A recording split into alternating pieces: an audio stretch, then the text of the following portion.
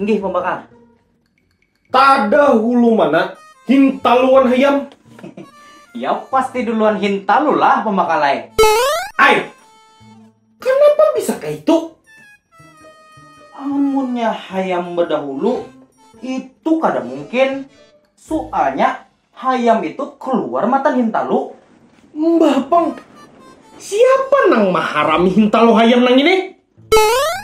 Amun kayak itu, Pang rasa ulun keduanya ini diciptakan imbayan, Pang. Bah, kada mungkin beimbayan. Pasti ada nang tada hulu. Amunnya hayam berdahulu itu kada mungkin.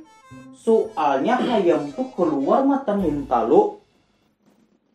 Amunnya hintalu berdahulu, siapa yang mengharaminya? Bah, ikam nih mengaradau aja makai. Bapang, pian tahulah jawabannya. Nah, nang pasti tada hulu hayam pada hintalu. Ay, kenapa bisa kayak itu? Nah, soalnya lah, lamunnya hayam tada hulu, itu pinandu benar lawan hintalu.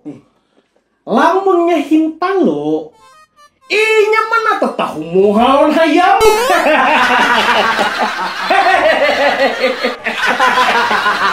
Bisa pian pembakalai. Biasa dah. Amunnya pandir masalah hayam nih lah. Ulun ada bisian pengalaman lucu pembakalai. Lucu nang kayak apa maksud ikam mak?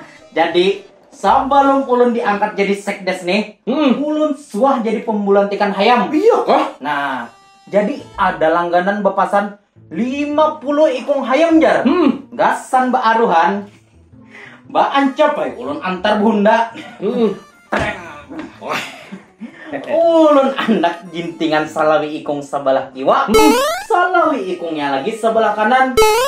Pas di tengah jalan, baluncatan tahamburan kuciak ke mengaruan.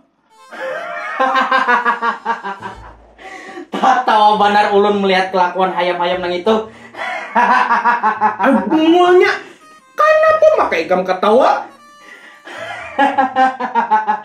Kayak apa kada jingkar tertawa ulun pembakalai.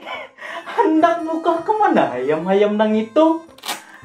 Amun alamat urang nang bapasan, ada wadah ulun.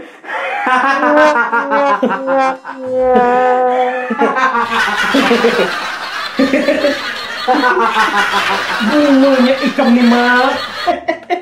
Buutnya